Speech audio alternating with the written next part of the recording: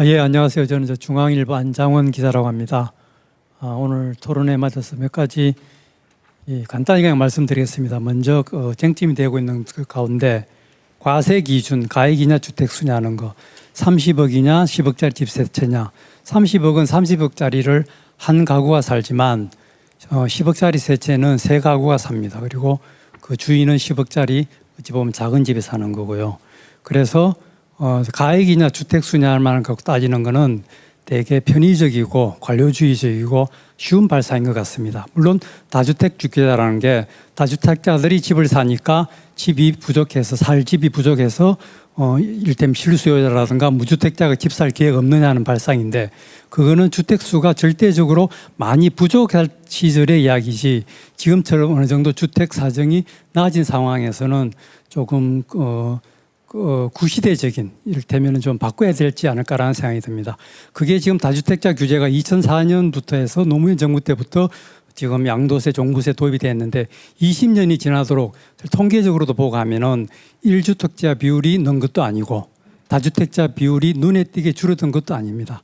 그리고 자가 부여율이 또 급속하게 오른 것도 아닙니다. 그때나 따져보면 큰 변동은 별로 없습니다. 그래서 가액 기준으로 해서 가액 기준이 아니고 가액이냐 주택수냐를 떠나서 저는 용도를 보고 어떻게 쓰느냐를 보고 이거를 거주용으로 쓰느냐, 아니면 이걸 임대를 할 거냐, 아니면 이걸 며칠에 한 번씩 오는 별장으로 쓸 거냐, 또는 비워놓기만 하느냐, 이런 거에 따라서 이를테면은 그 과세 기준을 달리하면 어떨까 하는 생각을 해봅니다. 그러면은 뭐 공정시장가액 비율이라든가 기술적으로는 가능한 부분인 것 같고요. 그리고 그 다음에 그 과세 균형에 있어서 보유세 강화, 그 다음에 거래세 인하를 말합니다만은 저 역시 보유세는 강화해야 된다고 생각합니다. 지금 보면은 흔히 지금 저희 나라 세부담 정도가 어느 정도냐를 말할 때 GDP 대비로는 지금 OECD 평균보다 높고, 그 다음에 실효세율이라고 해갖고 집값 대비로는 낮다고 이야기합니다. 이것은 어떻게 보면은 어린 아이가 어른 옷을 아주 싼 가격에 입는 그런 상황과 비슷합니다. 어린아이 입장에서는 가격이 할인된 가격이지만 비싼 셈인 거고, 옷에 비해서는 싼 가격인 상황입니다. 그러면 거기서 그 적정한 균형점을 찾아야 된다고 생각합니다. 그러기 위해서는 우선 먼저 보유세는 일단 좀 강화될 필요가 있을 것 같고요. 보유세 부분에 있어서는 종부세가 있고 재산세가 있는데, 재산세 부분은 일단 재산세 부분에 있어서는 2021년도에 과거 문재인 정부 때 공시가격 현실화율을 급격히 높이면서 재산세가 급격히 내려가니까 공시가격 9억 원 이하에 대해서 0.05%포인트 특례를 도입했습니다. 그게 원래 3년 하려다가 다시 연장해서 올해 말까지입니다. 근데 그때 사정과 지금 보면은 공시가격 현실화율도 급격하게 떨어져 있고 한 상황이기 때문에 그런 부분은 조금 다시 정상화랄까 다시 되돌려야 될 필요가 있지 않을까라는 생각이 들고요. 그리고 그 초고가 주택 부분에 있어서는 저는 초고가 주택은 앞서도 이야기 있었습니다만은 초고가 주택이 집값 주도를 선도합니다. 그리고 초고가 주택은 어떤 실수요적인 측면 예외, 희소 가치라든가 그 다음에 과시적 효과라든가 이런 것 때문에 가격이 상당히 많이 부풀려 있습니다. 그리고 초고가 주택은 되게 큰 집이고 합니다. 그러면 이거는 자원 낭비라는 측면에서 보다 하더라도 이것은 어떤 기후 위기든지 이런 상황에서 과연 맞는가라는 생각이 들고요. 그런 측면에서 초고가 주택에 대해서는 더 많은 과세가 필요하지 않을까라는 생각이 듭니다. 그러면 초고가 주택에 대해서 과세할 경우에 그에 대한 조세 부담이 저항이 있을 수 있겠지만, 제 생각에는 초고가 주택을 가진 분들은 초고득 자산가일 수가 있을 테고, 이런 분들은 기부도 많이 하고 보시도 많이 할 겁니다. 어차피 세금 많이 내려는 거는 국가에 대해서, 국민에 대해서 기부하는 것과 마찬가지지 않습니까? 그래서 그렇게 저항을 많이 할까라는 생각이 들고요. 그리고 적정한 가격이 어느 정도라는가를 생각해 보면은 지금 종부세가 부과되는 공시가격 12억 원은 주택수 기준으로 보면은 올해 보면 대략 한 전국 주택수의 한 3%, 서울의 한 15% 정도 됩니다.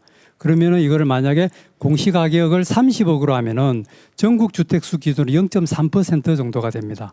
그리고 대략 한 5만 가구 정도가 되고요. 공동주택 기준으로. 그럼 그거에 대해서 조금 더 높이는 게 어떨까 하는 생각이 들고요.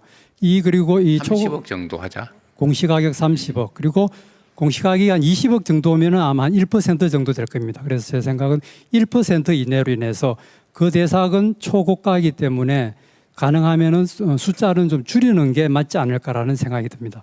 그리고 그 지금 아까 말씀드린 것처럼 초고가 주택이 어떤 자산 가치의 불평등이라든가 소득 양극화와도 관련된 부분이 한데 지금 양도소득에 있어서도 사실 초과 양도소득이 되게 많습니다.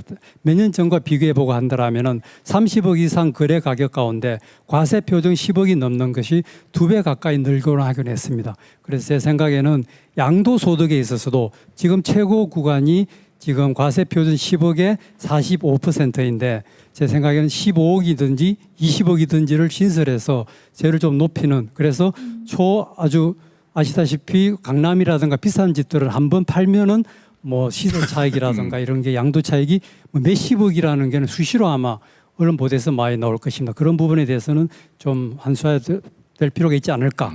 그리고 지금 또 취득세 부분에 있어서 고급 주택이 있습니다. 고급 주택이라고 지금 집 크기만을 가지고 대략 100평을 넘게 따지는데 저는 그 고급 주택의 부분에 있어서도 아까 그 초고가 주택의 금액 기준도 같이 적용해서 하는 게 어떤가라는 가격 기준을 도입하자. 예, 가격 기준도 같이 병행을 해서 집 크기라는 것은 과도한 주거의 과잉 낭비, 과소비라고 생각되기 때문에 그것과 함께 그 가격도 같이 같이 맞물려서 하는 게 어떠라는 생각이 듭니다.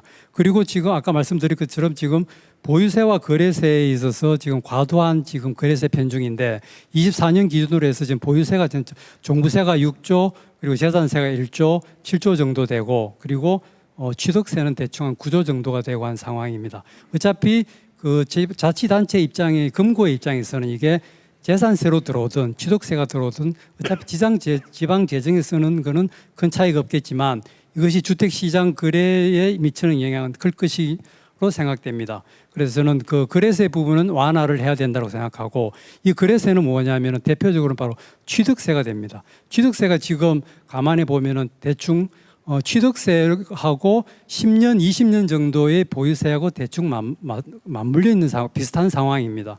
그러니까 그 취득세 부분을 많이 좀 완화해야 되지 않을까라는 생각이 들고요.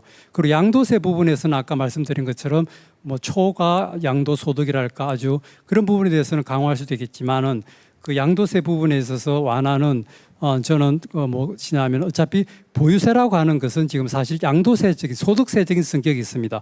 보유세는 매년 집값을 평가해가지고 오른 그만큼을 더 매기는 거니까 사실은 그거는 그 집값이 오른 거에 대한 그 세가 늘어나는 거기 때문에 그 양도세를 땡겨서 내는 측면도 있습니다. 그래서 제 생각은 양도세를 매길 때 앞서 낸 보유세에서의 어떤 증가분이랄까 그런 부분들에 대해서 좀 감해주는 식으로 하면은 어떨까라는 생각이 들고요. 네. 그리고 그 마지막으로 그러면 한 가지만 말씀드리겠습니다. 지금 정부의 정책이라는 거는 제 생각에는 이거는 지속적이고 장기적인 게 가장 중요한 것 같고요. 대개 비유를 하자면은 사춘기에 청소년 아이를 키우는 부모의 어떤 자세가 필요하지 않을까. 사춘기의 경우에는 호르몬이 급증하듯이 흔히 말하는 그 야성적 뭐 충동이라든가 이런 것들에 대해서 어느 정도 관리를 하되 한쪽으로 너무 쪼아도 안 되고 알다시피 한쪽으로 너무 풀어놔도 되지 않습니다. 그리고 과하게 할 경우의 문제는 그 효과가 있어서 그러면 그에 대한 반발이 크고 그러면은 반드시 그 다음에 정권이 바뀌는 그런 식의 변화가 있을 것입니다. 그러다 보면 또 규제가 바뀝니다. 규제가 바뀌거나 제도가 바뀌는 것보다는 어떤 제도든지 간에 그게 지속적이어야지 예견 가능하고 하다라는 생각이 됩니다. 그 부분이 특히 세제라고 생각됩니다. 이상입니다. 감사합니다. 네, 좋은 지적을 많이 해주셨습니다. 하여튼 말씀하신 대로 저도 그런 생각이 좀 들던데 아까도 잠깐 말씀드렸습니다만 우리 사회가 부자를 존중하지 않잖아요. 왜냐하면 우리가 이제 산업화 과정을 거치면서 부자가 되는 경로가 여러 가지가 있지만 정말 열심히 일해서 스스로 만든 것도 있지만 부정부패나 이 비정상적인 루트로 부자가 된 사례가 많아서 부자를 보면 존중하기보다는 혹시 뭐 이런 생각이 많이 들었던 것 같아요. 근데 이제는 사회가 매우 많이 정상화되어 있기 때문에 뭐 부자가 돼서 비싼 집에서 높은 세금을 내면서 사는 사람들을 경원시하기보다는 존중해 줄 필요는 있는 것 같습니다. 대신에 지금 지적하신 것처럼 사회적 비용이 많이 수반되기 때문에 그에 상응하는 부담을 하는 걸 너무 당연하게 좀 수용해 주면 좋겠다는 생각이 들긴 해요. 그렇게 변해 가겠죠. 그 보유세를 이제 양도소득을 계산할 때 필요 비용으로 인정해 주자 뭐 그런 말씀이신데 그것도 일리 있는 얘기 같습니다. 그건 나중에 한번 그것도 한번 고려해 볼 필요는 있어요. 그럼 덜 억울할 것 같아요. 네. 네, 또 다른 분들 네. 의견 한번 들어보겠습니다.